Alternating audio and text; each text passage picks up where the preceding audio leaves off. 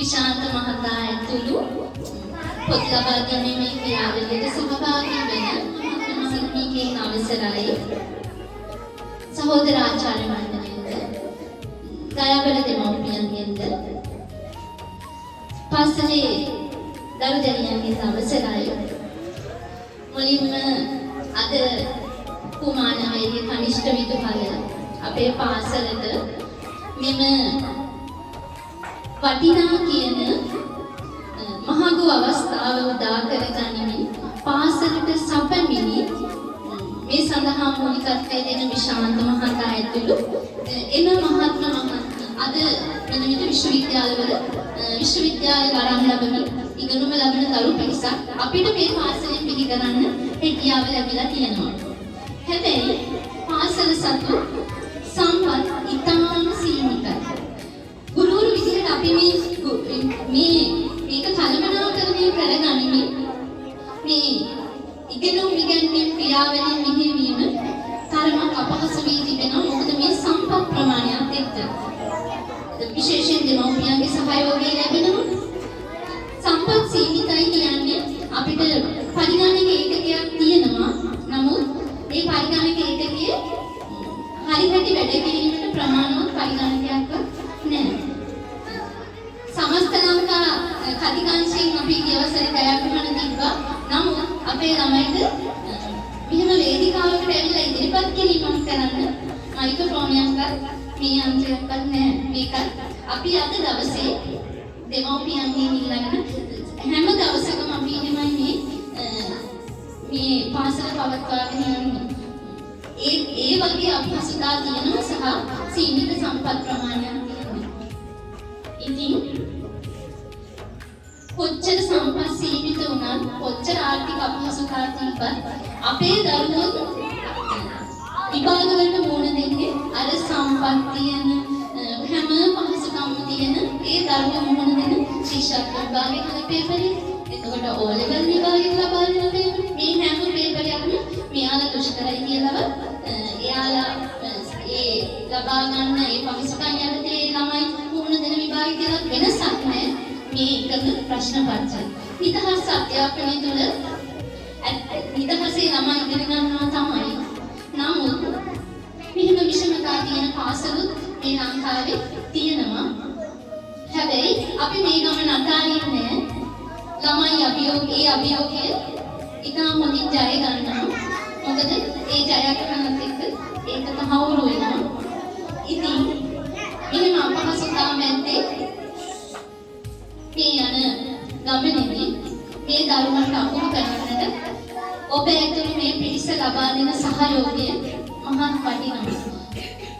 ඔබ අද මේ ලබා දෙන පොත්වලින් මේ දරුවෝ මේ අවුරුද්ද පුරාවටම අකුරු කරා. ඔවුන්ගේ අනාගතයේ නව මන්පෙත් හෙළි කරන්නට මේ පොත්වල ඔවුන් අකුරු ලියලා අනාගතය හදාගන්න. අවුරුදු පුරාම ළමයිට ඔබ මතක් වේවි. ඉතින් ඔබ මේ අද දින මේ ලබා දුන් සහයෝගය ඔවුන්ගේ ජීවිතයට මහඟු සවියක් වෙනවා නොඅනුමානයි. ඉතින් නියෝජ්‍ය විදුහල්පතිතුමිය විදිහට මම මේ කර්තව්‍ය විදුහල්පතිතුමිය වෙනුත් බොහෝම අගය කරනවා. අපිට මේක සවියක් රටේ අනාගතයේ මේ වගේ දුෂ්කරතා මැද්දේ සිටින දරුවන්ට නව මන්පෙත් ඉවර කරන්නට ජයග්‍රහණ ලබන්නට ඔබලාට සහයෝගය ලබා දෙන්න අවශ්‍ය ශක්තිය, ධෛර්යය, ආර්ථික ශක්තිය මේ සියල්ල ලැබේවා කියලා මම ප්‍රාර්ථනා කරනවා. මේක ඇත්තටම පුණ්‍ය ක්‍රියාවලියක්. ඉතින් ඔබලාට මේ පින ලැබේවා කියලා ප්‍රාර්ථනා කරමින් මම නිහඬ වෙනවා. සියලු දෙනාටම සුබ දවසක්. පුහුණුම් කරුවන විශාන්ත මහතාට ගෞරවයෙන් ආරාධනා කරනවා තම අදහස් දැක්වීමට.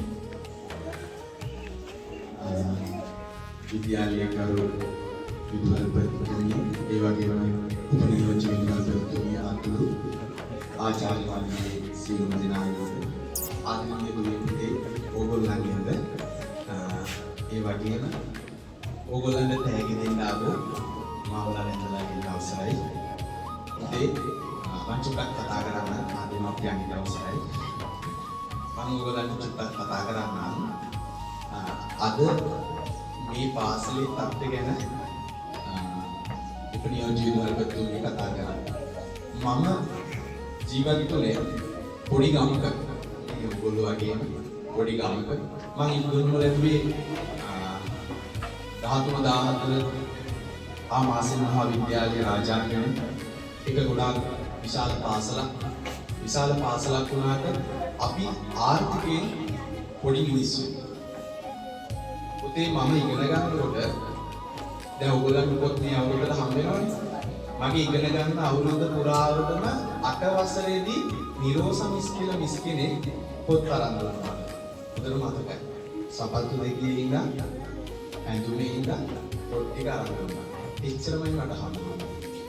මට සාධාරණ සපත්තු දෙකක් තිබුණේ. සතිය නැන්දේ එක දෙකයි. සිකුරාදා තමයි හොරයි. ඇත්ත කියන්නේ. උදුම කට්ටක්. අපේ පවුලේ 5 දෙනෙක් හිටියා. පිරිමි ළමයිම 5 දෙනෙක්. මගේ තාත්තා කලේ පෙරේ කුලි වැඩ ලින් තමයි කරන්නේ. එතකොට මම කියන්නේ මගේ ජීවිතේ කියන්නේ දුක් විඳින්න කමක් නැහැ. අපි ජීවිත කාලෙම දුක් විඳින්න හොඳ නැහැ. තේරුණාද මේ කියන්නේ? දුක් විඳින්න කමක් නැහැ. මොකද ඒක අපිට වෙනස් කරන්න පුළුවන්. ඉස්සරහට ඒක වෙනස් කරගන්න පුළුවන් දෙයක්. ඒක ජීවිතේට පාඩමක් කරගන්න. පාඩමක් කරගෙන ඕගොල්ලෝ මේ පින්ම පයින් හොඳට ඉගෙන ගන්න. ඉගෙන ගත්තොත් විතරමයි පුතේ මේ ගමනේ යන්න පුළුවන්. තව දෙයක් තමයි මම ඉස්සර හරි ආසාවෙන් ඉන්නේ බයිසිකලයක් ගන්න. ඕන ආසාවෙන් බයිසිකලයක් ගන්න. බයිසිකල් තියෙන එක උස්සන්න. බයිසිකලයක් තියෙනවා. අත්පාද බයිසිකලයක් නැති අය උස්සන්න. ඔන්න ඔයගේ බයිසිකල් නැති අය තියෙනවා. මට 10 වසරේ තමයි බයිසිකලයක් ගත්තේ. අපේ ගෙවල් ගාව ඉඳන් ටිකක් දුරින් තියෙනවා කළුගල් මෝලා. කළුගල් මෝලේ කළුගල් යනවා. සයිකලයක්. කිලෝමීටර් 5ක් විතර තියෙනවා ඉස්කෝලේට දුර. උදේ හවස ගියාම පයි. පාන්දර 5 වෙනකොට ඉස්කෝලේ යනවා. 5යි කාලේ ප්‍රැක්ටිස් පටන් ගන්නවා. 5යි කාලේ ප්‍රැක්ටිස් පටන් ගන්නකොට මම පයින් තමයි යන්නේ. පයින් ගිහිල්ලා ප්‍රැක්ටිස් කරලා හවස 6ට තමයි එන්නේ. හවසත් ප්‍රැක්ටිස්. උදේ ඇත්ලටික් කරොත් හවස කැඩෙනවා. උදේ කැඩෙත් කරොත් හවස ඇත්ලටික් ප්‍රැක්ටිස්. උමාරි අල්ලන් ගියා. මම පුතේ අවුරුදු 19 අවුරුදු 20 ඉස්කෝලේ එළියට එනකොට ක්‍රීඩා විභාගවලදී පස්සේ පත්තිනු තරම තමයි එළියට. ඒ ගොඩාක් කැපකිරීම කරපු නිසා ඉගෙන ගන්න. ඉච්ඡරමයි මේ ගැටේ ලියා ගන්න පුළුවන් එකම දේ. අනිත් එක තමයි අපේ ඔය උත්තලන් අනුරාධපුර පාර ඉස්සර කාපට් කරලා තිබුණේ. ලොකු ටිපර් යනවා. ඔය ලොකු ටිපර් වල අනන්තවත් එල්ලලා ගිහිල්ලා ඉස්කෝලේ. පස්ස බල යන්නේ පිටිපස්සේ වාහනයක් එනවා කියලා. එල්ලලා යන්නේ. සපත්තු දෙකක් තිබුණේ නෑ දාන්න. හැබැයි මම වගේම කට්ටිය ගොඩක් හිටියා ඒ කාලේ. ඉන්නේ කවුරුත් නෑ. ඒක නිසා ඉතින් තව හිටියා කට්ටිය. කොහොම වුණත් ජීවිතය කියන එක අතෑරියේ නෑ. එකම තැනක මට මේ ජීවිතේ හරි අවබෝධ වෙච්ච තැනක් තිබුණේ. ඒ තමයි 10 වසරේ. එක ඉස්කෝලේ ගුරුවරයෙක් හිටියා පුදුම ගෙහිලක් ගහන. පුදුමහාකාර විදිහට ගහනවා. ඒ සර් මේ අර සල්ලි කියන කට්ටියට දෙන්නම සල්කනවා. අදට ඉස්සරදී මම ටවුන් එකේ දැක්කත් දන ගහලා වදිනවායි සර්. ඇයි ඒ මිනිස්සයා මේ වෙනස්කම් කරපු නිසා තමයි මම ජීවිතේ හදාගන්නේ. අදටත් ඉන්නවායි සර්. මට මේ ඇඳුම මැදලා නෑ කියලා ගහනවා. මට මදින්න අයින් එකක් නෑ. මොකද කරන්නේ? මට මදින්න අයින් එකක් නෑ. මම මදින්නේ එහා ගෙදර අයන්නේ. අපේ අම්මා උදේම යනවා එහා ගෙදර අයන් එක පිල්ලගෙන ඉන්නේ. ඒක විතරක් ගෑනු ළමයෙක් ඉන්නේ. එතකොට එයා අයන් කරාට පස්සේ තමයි මට දෙන්නේ. ඒක නැත්නම් එයා කලින් හවස මදිනවා. එතකොට මම උදේට තමයි මැදගෙන ඉන්නේ. මම උදේට මදින්නේ නැහැ. ගොඩාක් මැදින්නේ නැහැ. මම 5යි කාලේ විතර ඉතින් ඉස්කෝලේ එන්නේනවනේ. 4:45 ඉස්කෝලේ එන්නේ. පයින් තමයි. අලි. මේ තලි ඉන්නනේ. ඔයාලා දැක්ක තලි ඉන්නනේ. අපේ තලි උතුම කට්ටක් නෑ. හැබැයි උල්හන් තරන් ඉගෙන ගත්තා. උල්හන් උපරිමයෙන් ක්‍රීඩා කරනවා. ඕගොල්ලෝගේ ජීවිතේ මිලන එකම දේ ඉගෙන ගන්න. ඕගොල්ලන්ට ප්‍රශ්න ඇති. සමහරක් විට මේව ප්‍රශ්න ඇති. දැන් මෙතන අම්මලා තාත්තලා ඉන්නවා. මේ මන් දන්නවා මෙතන ඉන්න සියලුම ළමයින්ගේ අම්මලා තාත්තලා ඉන්නවා කියලා කියන්න බෑ. එක්ක අම්මා නැතුව එක්ක තාත්තා නැතුව. එහෙම නැත්නම් අම්මයි තාත්තයි දෙන්නම නැතුව කිරි අම්මලා ගාවේ. එතකොට ඒ ළමයි කරන එකම වැරද්ද තමයි ඒ ප්‍රශ්න පිට දාලා අධ්‍යාපනය කියන එක නතර කරනවා. තමන්ට ප්‍රශ්නයක් තියෙනවා නම් ඒ ප්‍රශ්නේ පිට දාලා නතර කරන්නේ අධ්‍යාපනය කියන එක. එහෙම කරන්න එපා. ඉගෙන ගත්තොත් විතරයි මේකෙන් ගොඩ යන්නේ. ප්‍රශ්න තියෙනවා. කොයිම වෙලාවකවත් ප්‍රශ්නයක් නිසා ඉස්කෝලේ එන්නේ නැතුව ඉන්න එපා. ඉස්කෝලේ මේ ටීචර්ලා සර්ලා මේ ඕගොල්ලන්ට උගන්වන්න මේ ගම්මානේ කට්ටිය නෙමෙයි. මේගොල්ලෝ දුර බැහැර ඉඳන් එන්නේ උගන්වන්න. මතක තියාගන්න. පුංචි කාලේ ඉඳන් හොඳට ඉගෙනගෙන ඕගොල්ලන්ගේ මේ ටීචර්ලා සර්ලා ගැන චුට්ටක් කියන්න. ඒගොල්ලෝ කරන කැපකිරීම ගැන කියන්න. ඒගොල්ලෝ ඉගෙනගෙන පුතේ රැකියාවක් ගන්නවා. ගොඩාක් කැපකිරීම කරනවා. රුපියල් 60000කට 70000කට පඩියක් අරගෙන රුපියල් 15000ක් විතර වීලම් කරනවා මාසෙකට ගමන් වෙනවා. එක්ක මෙහෙන් මොකක් හරි බෝඩිමක් අරගෙන නතර වෙනවා. ඒතකොට රුපියල් 30000ක් විතර ඉවරයි. සාරියක් ගන්න, කලිසමක් ගන්න, සර්ට් එකක් ගන්න මාසෙකට ඒ ටික යවුවාම රුපියල් 20000ක් විතර ඉතුරු වෙනවා මාසෙකට. ඒකත් මලගයක්, බරගයක්, දානගයක්, මගුල්ගයක් අනිවාර්යෙන් සෙට් වෙනවා. එතකොට ඒකත් ඉවරයි. පුදුම රෝලක් ගන්න. ඇයි ඒ? ඔබ වෙනුවෙන් කැපකිරීමක් කරන්න. ඒක නිසා මේ ඉගෙන ගන්න කාලය පුතේ කැප කරන්නේ ඕගොල්ලන්ගේ කාලය විතරක් නෙමෙයි. ඒගොල්ලන්ගේ තරුණ කාලෙත් කැප කරනවා ඕගොල්ලෝ. මේ දුෂ්කර පාසල් වලට දාලා ඒගොල්ලන්ගේ ලස්සනම කාලේ තමයි පුතේ ඕගොල්ලොත් එක්ක ගෙවෙන්නේ. අටුව කාලයක් ඒක. ඒගොල්ලෝ හරි ලස්සනට ගෙවනවා ඒක. ඕගොල්ලෝ වෙනුවෙන් වැය කරනවා. ඊළඟ එකම දෙයයි. ඕගොල්ලන්ගේ ජීවිතේට වටිනාකමක් ගන්න ඉගෙන ගන්න. මෙහි ඉන්න ඉංග්‍රීසි සර්, ගණන් සර්, විද්‍යාව සර් හැම විෂයකටම මෙහෙන් හැදෙන්න, මෙහෙන් නිර්මාණය. එතකොට ඕගොල්ලන්ගේ වයසෙන් මේ පැතිවල ඉගෙන ගන්න ළමයි මෙහි ඇවිල්ලා රැකියාව කරන්නේ නැහැ.